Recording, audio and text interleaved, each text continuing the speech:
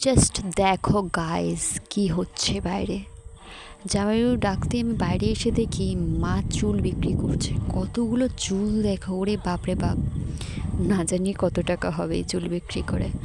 এখন সম্ভবত 5,000 টাকা কেজি চুলের। তো চুলের ওজন এমনি থেকে বেশি হয় না, কিন্তু দেখা যাক, বাট মায়ের পকেট মারতে হবে।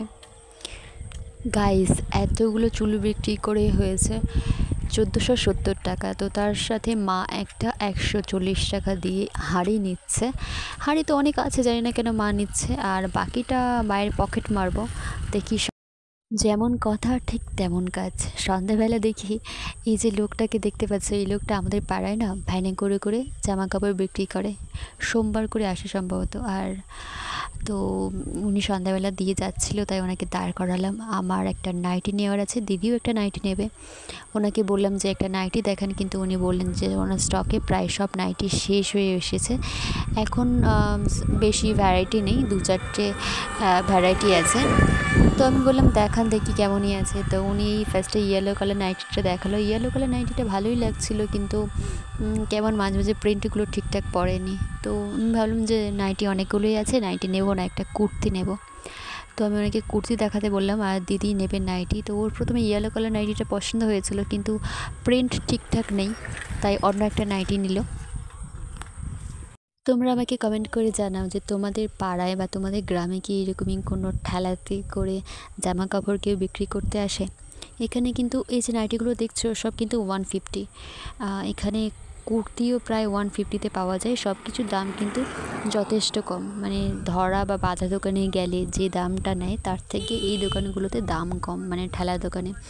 আমি কোনো কিন্তু বার্গেনিং করিনি, উনি বলেছিল 150, তো সবটাই 150 দেওয়া হয়েছে। যদিও আমার কুর্তিটা একটু দাম কম নিয়েছে, 140।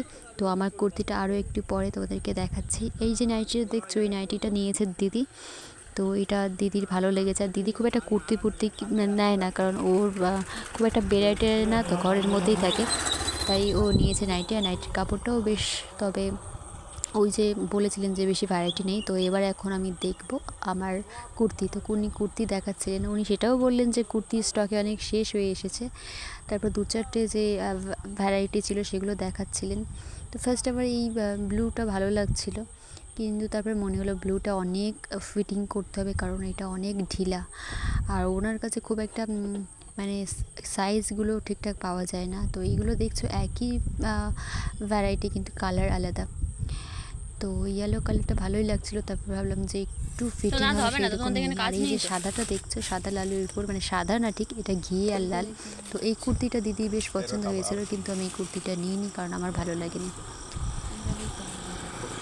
এই ইয়েলো কালারের কুর্তিটা কিন্তু আমার পছন্দ হয়েছে, তো আমি এটাই নিয়েছি। এটা পরে তোমাদেরকে আমি রিভিউ দিয়ে দেবো। আর এখন আমার চোখের অবস্থাটা দেখো, ফুলছে সময়ে সময়ে। এটা অন্যরকম রকম রাখতে পারবে না। চুড়িদার হচ্ছে উপর থেকে মানে শরীরটাকে ঢেকে রাখতে পারে সবসময়ের জন্য। বাইরে কি রে, তুই কি করিস? ওই দেশে কি করছে রে?